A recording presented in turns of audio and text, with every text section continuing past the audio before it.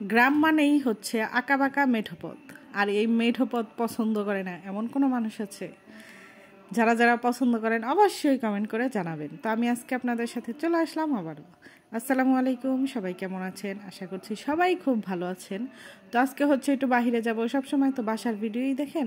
তো আজকে হচ্ছে একটু আপনাদের বাহিরে নিয়ে যাই, দেখেন আমাদের মুন্সিগঞ্জের রাস্তাঘাট কেমন এবং গ্রামের রাস্তাঘাট কেমন হয়। অনেকে তো মুন্সিগঞ্জ বা অন্য গ্রামেও থাকেন, তো তারা তো গ্রামের সৌন্দর্য বুঝেন। তো মুন্সিগঞ্জের রাস্তাঘাট এবং সৌন্দর্যটা কেমন আলু ক্ষেতের দিনে, তো চলেন আজকে আপনাদের দেখায়, যার কারণে প্রথমেই রেডি হয়ে গেলাম। তো চলেন আপনাদের নিয়ে বের হই।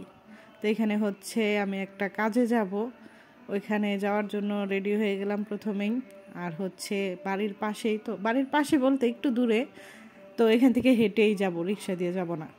তো ভাবলাম আপনাদের সাথে এই সুন্দর প্রাকৃতিক দৃশ্য শেয়ার করি।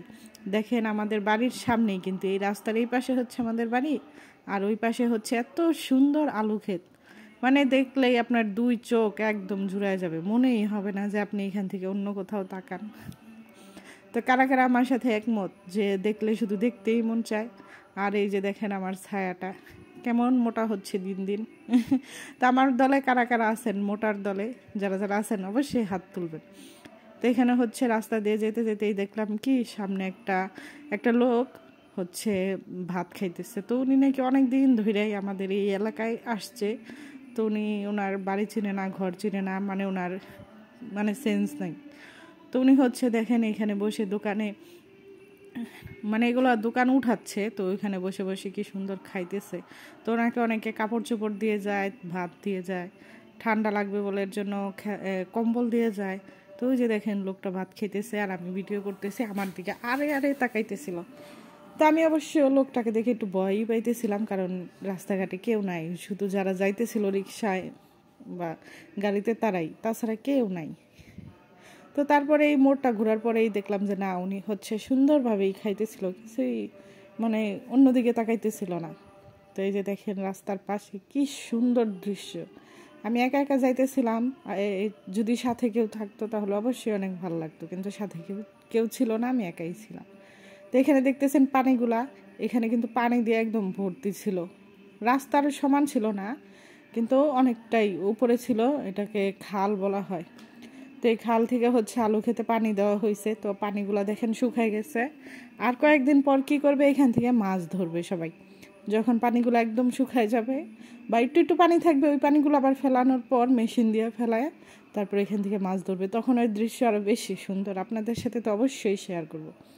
আর গ্রামগঞ্জের ঐতিহ্য দেখেন, ক্ষেতগুলো কীভাবে ভরে ভরে আস্তে আস্তে এই জায়গাগুলোও শহর হয়ে যাচ্ছে। তো গ্রামই আমার কাছে ভালো লাগে, আমার মনে হয় যে যেগুলো ফসলি জমি ওগুলো জমিই থাক। তা আমি হচ্ছে এখানে আপনাদের সাথে একটু শেয়ার করলাম যে আমি কিভাবে যাচ্ছি। তো এই যে এখানে একটা রাস্তার সাথে হচ্ছে পুকুর, তো দেখতে অসম্ভব সুন্দর। আর যেদিকেই চোখ দিবেন সেই দিকেই হচ্ছে আলু ক্ষেত আর আলু ক্ষেত। মুন্সিগঞ্জ মানেই হচ্ছে আলু ক্ষেত, আপনি যেদিকেই তাকাবেন সেদিকেই আলু ক্ষেত, মানে আলুর সময়। যেদিকেই তাকাবেন সেদিকেই সবুজের সমারোহ, গ্রামের একটা সবুজে ঘেরা গ্রাম, মানে দেখলেই মনে হবে যে আপনি অপলক তাকিয়ে থাকেন। তো অপরূপ সৌন্দর্য আপনাদের সাথে শেয়ার করলাম, কেমন লাগলো আপনারা অবশ্যই জানাবেন। তো আমি চলে আসলাম আমার কাজে, যেখানে আসছি সেখানে। তো এই জায়গাটা কি, এই জায়গার সাথে কি কেউ পরিচিত নাকি জানাবেন তো। আমি অবশ্যই এখানে প্রথমে গেছি, তো যদি আপনারা কেউ এই জায়গাটা দেখে চিনে থাকেন তাহলে অবশ্যই আমাকে জানাবেন। তো এখানে যাওয়ার পর প্রায় আধা ঘন্টা বসেছিলাম, কাজকর্ম শেষ করে এখান থেকে চলে গেলাম। তো এখানের পরিবেশটা খুবই ভালো ছিল, সব সময় অনেক লোক ভরা থাকে, কিন্তু আজকে একদমই লোক ছিল না, একদমই ফ্রি, মানে কয়েকজন, হাতে গোনা কয়েকজন ছিলেন। তো ওইখানে হচ্ছে ডক্টর ইউনূসের ছবি, তা আপনাদের সাথে শেয়ার করলাম। আর এইখানে দেখেন বসার জন্য কি সুন্দর স্পেস, আর স্টাফদের এই যে বাইক হুন্ডা রাখা, আর দেখেন কি সুন্দর জায়গা পরিবেশ। তো আমার এই ভিডিওটি যার যার ভালো লেগেছে অবশ্যই ভালোবাসা দিয়ে আমার সাথেই থাকবেন। আজকের মতো আল্লাহ হাফেজ।